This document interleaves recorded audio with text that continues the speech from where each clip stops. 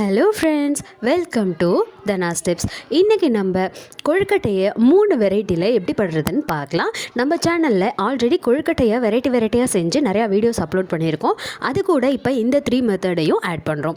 First இந்த கொழுக்கட்டை பண்ணுறதுக்கு தேவையான பொருட்கள், இதில் இந்த அளவு பார்த்திங்க அப்படின்னா 3 வகையான கொழுக்கட்டை செய்கிறதுக்கும் தேவையான பொருட்கள் இங்கே இருக்குது. பச்சரிசி மாவு 500 கிராம், பயத்தம்பருப்பு 100 கிராம், வெல்லம் 3 அச்சு, தேங்காய் 1, பெருங்காயம் பெரிய துண்டு, மிளகாய்த்தூள் அரை ஸ்பூன், கருவேப்பிலை 1 கொத்து, ஏலக்காய் 5, உப்பு, தேவையான அளவு எண்ணெய்.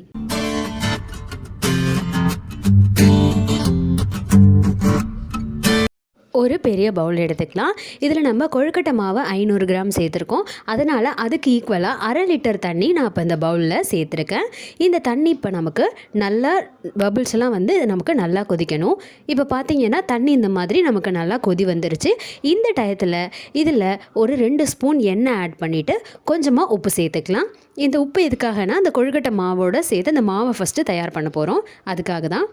இப்போ தண்ணியில் லைட்டாக சூடு ஆனதுக்கப்புறமா நம்ம மாவு எல்லாத்தையும் கொஞ்சம் கொஞ்சமாக சேர்த்து கட்டி இல்லாமல் இதை மிக்ஸ் பண்ணி விட்டுக்கலாம்.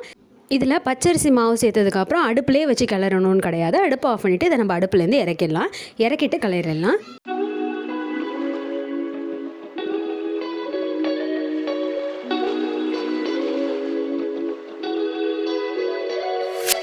மாவு நல்லா மிக்ஸ் பண்ணிவிட்டு நமக்கு இந்த மாதிரி கெட்டியாக சப்பாத்தி மாவு கன்சிஸ்டன்சிக்கு கிடச்சிருச்சு.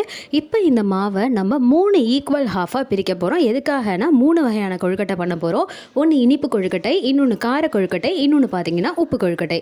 பார்த்திங்கன்னா இந்த மாதிரி 3 ஹாஃபாக பிரித்து அழகாக ரவுண்ட் ஷேப்பில் உருட்டி எடுத்து வச்சாச்சு. ஃபஸ்ட்டு நம்ம இனிப்பு கொழுக்கட்டை செய்கிறதுக்காக பூரணம் தயார் பண்ணிடலாம்.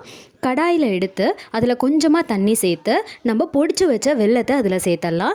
தண்ணி ரொம்ப சேர்த்துடக்கூடாது, ஒரு 1/4 டம்ளர் சேர்த்தா போதும்.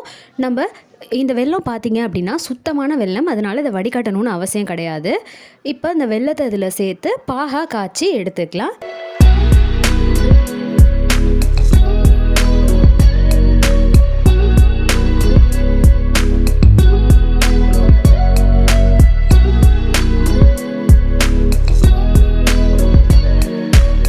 வெல்லம் நல்லா பாகா காய்ச்சி எடுத்தாச்சு. இப்போ இதில் நம்ம பொடிச்சு வச்ச ஏலக்காயையும் துருவி வச்ச தேங்காய் துருவலையும் சேர்த்துடலாம். தேங்காய் பார்த்திங்கன்னா ஒரு தேங்காய்னு சொல்லியிருந்தேன். தேங்காயை மொத்தமாக துருவி அதையும் 3 ஈக்குவல் ஹாஃபாக பிரித்து எடுத்துக்கணும். 3 கொழுக்கட்டைக்குமே தேங்காய் தேவைப்படும். அதில் 3 சமமாக பிரித்ததில் ஒரு பங்கை எடுத்து இனிப்பு கொழுக்கட்டையில் உள்ள பூரணத்தில் சேர்த்துடலாம். தேங்காயை சேர்த்து நல்லா மிக்ஸ் பண்ணி விட்டு முடிச்சுக்கலாம். அடுத்து இதில் நம்ம கொஞ்சமாக உப்பு சேர்த்து மிக்ஸ் பண்ணிக்கலாம். சப்போஸ் நீங்கள் தேங்காய் இதில் சேர்த்ததுக்கப்புறமும் வெள்ளைப்பாகு உங்களுக்கு ரொம்ப தண்ணியாக இருக்குது அப்படின்னு நீங்கள் ஃபீல் பண்ணிங்கன்னா பச்சரிசி மாவு இருக்குல்ல, பச்சரிசி மாவு இதில் கொஞ்சம் சேர்த்து நம்ம மிக்ஸ் பண்ணோம் அப்படின்னா நமக்கு அந்த பாகு கொஞ்சம் திக்காகும்.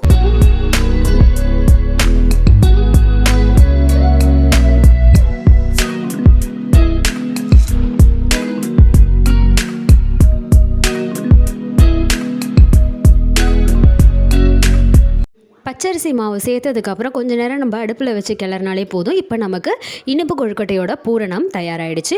அடுத்து கார கொழுக்கட்டைக்கு பூரணம் பண்ணிடலாம். கார கொழுக்கட்டைக்கு பார்த்திங்கன்னா பயத்தம்பருப்பை 1/2 மணி நேரம் ஊற வச்சு வேக வச்சு எடுத்து இந்த மாதிரி வடிகட்டி எடுத்துக்கலாம். வடிகட்டி முடிச்சாச்சு. இப்போ இந்த பயத்தம்பருப்பை நம்ம 2ஆக டிவைட் பண்ணிக்க போகிறோம். 2ஆக பிரித்து ஒரு பங்கை மிக்சியில் போட்டு நல்லா மைய அரைச்சி எடுத்துக்கலாம். இன்னொரு பங்கு பயத்தம்பருப்பை நம்ம அப்படியே முழுசாக சேர்த்துக்கலாம். ரொம்ப மையமாக அரைச்சி நம்ம கொழுக்கட்டை சாப்பிட்டாலும் நல்லா இருக்காது, ஃபுல்லாக முழுசாக சாப்பிட்டாலும் நல்லா இருக்காது. இந்த மாதிரி ரெண்டும் கலந்ததுன்னா அது ஒரு நல்ல டேஸ்ட்டில் நமக்கு இருக்கும். இப்போ பாதி மைய அரைச்சாச்சு, பாதி பயத்தம்பருப்பு முழுசாக இருக்குது.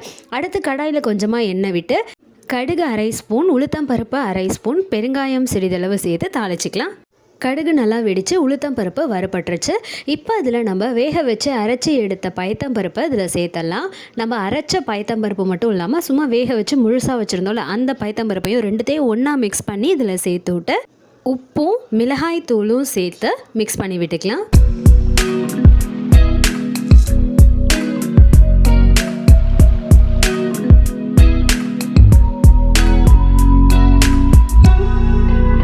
இப்போது இதில் நம்ம கொஞ்சமாக எண்ணெய் சேர்த்துட்டு மிக்ஸ் பண்ணிக்கலாம். ஏன்னா அதில் நம்ம மிளகாய்த்தூள் சேர்த்துருக்கோம். அதனால் அந்த மிளகாய்த்தூளோட பச்சை வாசனை வரக்கூடாதுங்கிறதுக்காக இதில் கொஞ்சமாக எண்ணெய் சேர்த்து விட்டு மிக்ஸ் பண்ணிக்கலாம். எண்ணெய் சேர்த்ததுக்கப்புறம் இதில் கருவேப்பிலையும் சேர்த்து மிக்ஸ் பண்ணிக்கலாம். இதில் மிளகாய்த்தூளோட பச்சை வாசனை எல்லாம் போனதுக்கு அப்புறமா நம்ம தேங்காயை 3ஆக பிரித்து வச்சுருந்தோம். ஒரு பகுதியை வந்து இனிப்பு கொழுக்கட்டை பூரணத்துக்காக எடுத்துட்டோம். இப்போ 2வது பகுதியை இந்த பூரணத்தோடு சேர்த்து விட்டு மிக்ஸ் பண்ணிக்கலாம். தேங்காயை சேர்த்து மிக்ஸ் பண்ணிவிட்டு அடுப்பிலிருந்து இறக்கிடலாம். இப்போ கார கொழுக்கட்டைக்கும் பூரணம் தயாராகிடுச்சு. அடுத்து நம்ம உப்பு கொழுக்கட்டை பண்ணலாம். இந்த உப்பு கொழுக்கட்டை பண்ணுறதுக்கு பார்த்திங்கன்னா மாவை 3 பால்ஸாக உருட்டி வச்சுருந்தோம். அந்த ஒரு பாலை எடுத்துக்கலாம். தேங்காயோட லாஸ்ட் போர்ஷன், தேங்காய் துருவி 3ஆக பிரித்து வச்சுருந்தோம்ல, இப்போ மீதி இருக்கிற தேங்காயையும் இந்த மாவையும் சேர்த்து மிக்ஸ் பண்ணிவிட்டு எடுத்துக்கலாம்.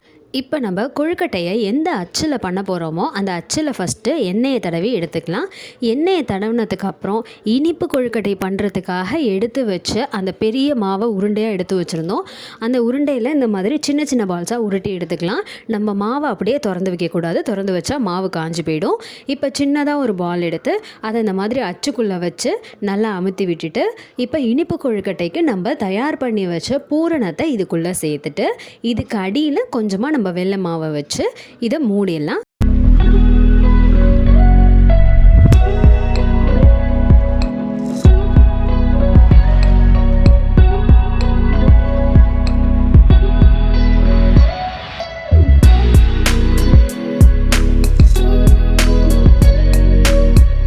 பூரணத்தை உள்ளே வச்சு அடியில் மாவை வச்சு இந்த அச்சை மூடி எடுத்தால் அழகான ஷேப் கிடச்சிருச்சு. இதே மாதிரியே இனிப்புக்காக ஒதுக்கி வச்ச கொழுக்கட்டை மாவு ஃபுல்லாக பூரணத்தை வச்சு கொழுக்கட்டையாக தயார் பண்ணியாச்சு. கொழுக்கட்டை அச்சில் செய்யும்போது எவ்வளோ ஒரு அழகாக வந்திருக்கு பாருங்கள். இப்போ நம்ம அதை அடுத்து அப்படியே வேக வச்சு எடுத்துக்கலாம். இதை வேக வைக்கிறதுக்கு இட்லி தட்டில் எண்ணெய் தடவிக்கலாம். நீங்கள் இட்லி தட்டில் துணி போட்டிங்க அப்படின்னா எண்ணெய் தடவை அவசியம் இல்லை. அப்படி துணி போடலை அப்படின்னா நம்ம இட்லி தட்டில் எண்ணெய் தடவிக்கணும். இப்போ எண்ணெய் தடவி முடித்ததுக்கப்புறம் நம்ம இட்லி வைக்கிற பிளேட்டில் வந்து கொழுக்கட்டை எல்லாத்தையும் அழகாக அரேஞ்ச் பண்ணி வச்சிடலாம்.